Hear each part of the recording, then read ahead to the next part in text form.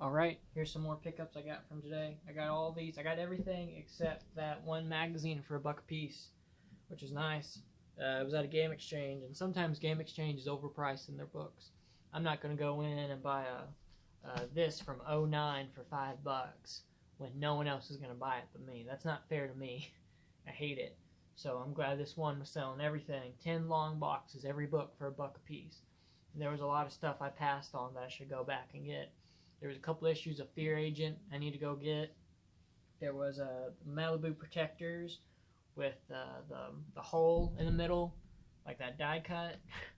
So I need to go get that. Not to read it, but I wouldn't mind doing an episode on gimmick covers. Like in our second ever video, I did one on the ferret. So, you know, if you're watching this video a year from now, I still haven't done a gimmick video yet, comment, call me out, and, you know, if you want to make a point, like and subscribe, and then send me some hate comments. I wouldn't mind it. If I haven't done it yet, kick my rear into high gear.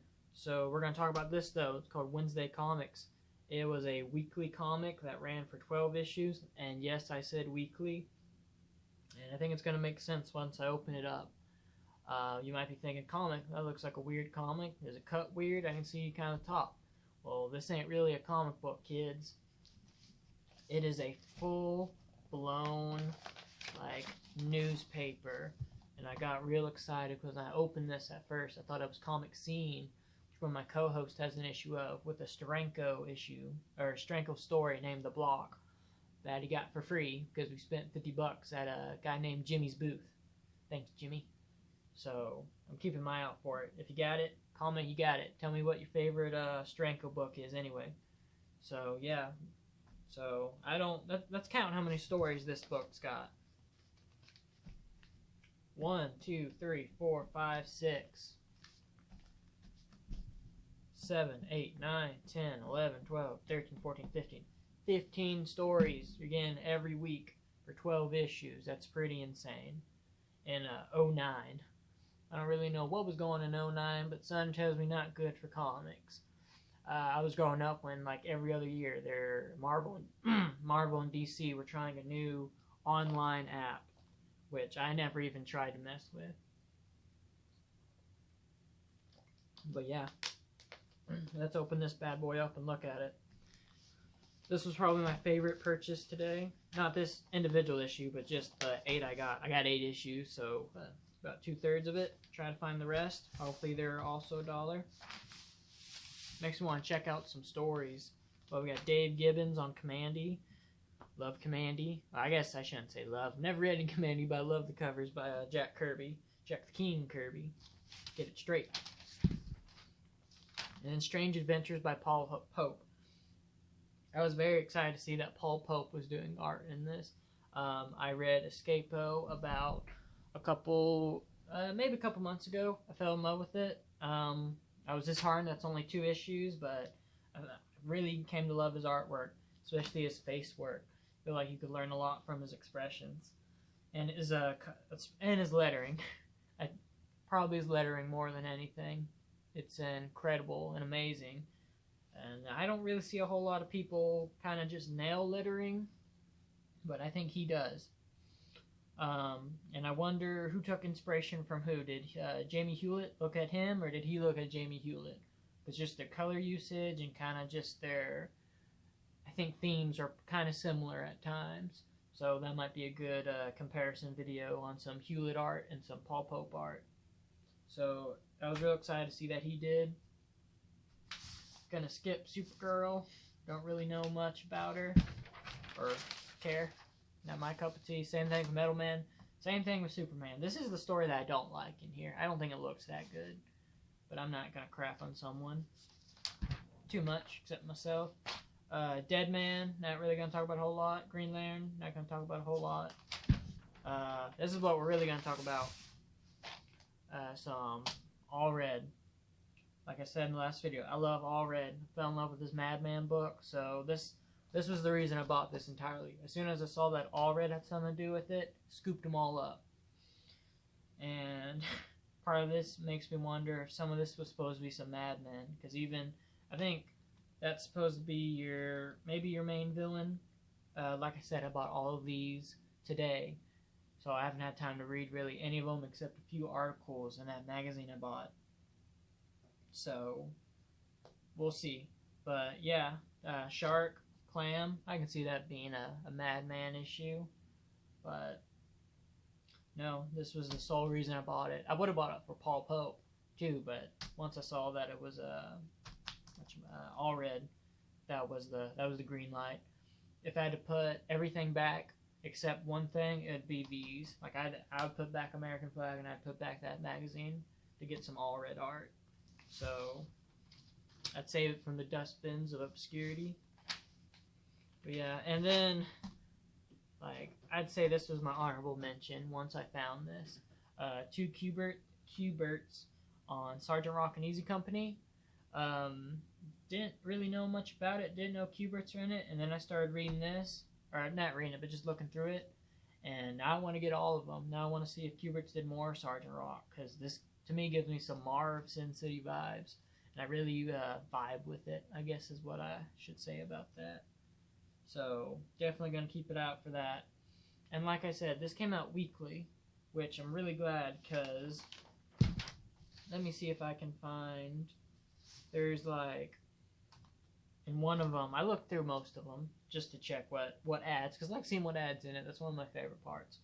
But there's one, like, because they're all one-page stories, where it's just a splash page for all red.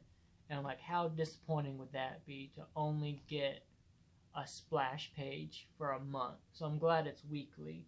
And knowing that it was weekly, I'm wondering if it was also freebies. And I wonder if that's what stopped them after 12 issues, is if it didn't boost sales or anything, why carry it? Even though they got some heavy hitters, Gaiman, All Red, Paul Pope, 2 Q-Berts. So it wasn't like they were giving out, it wasn't like they were just giving out Metal Men for free. And then I guess another honorable mention, or these 2 pages, some Kyle Baker. I have no idea who that is. So comment if he's some amazing artist who I know nothing about and educate me. I'm never going to say I am the most educated on the comic scene. I am still learning every day, and part of the reason that me and my co-host started this channel is to learn more, because you're going to learn a lot more talking about it than just keeping your mouth shut and trying to learn from some overrated comic channels. I'm probably going to get some flack for saying that one. Yeah, this Demon the Cat looks real interesting. I would never think about teaming up with Selena Kyle and... crap, I forget what his name is, other than Etrigan. Is it... no, I'm not even going to try. But no. Yeah, that's gonna kill me thinking about what his name is. I'm going to think about it. Or I'm going to realize as soon as I upload this video. But yeah. Does he do some of the new stuff in the Rebirth?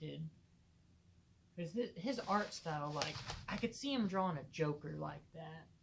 Or I don't know if you can see it, but like that right there. Like, I feel like I've seen a Joker in this entire, that drawing style. Or else someone is curbing his style real hard. I would say that's a duck to me. That's not a hawk. Honorable mention to the Robot Chicken ad. This is one of the funniest things I'd ever seen, and it probably still holds up really well, but I don't want to test my luck. So, yeah. Thank you, Seth Green.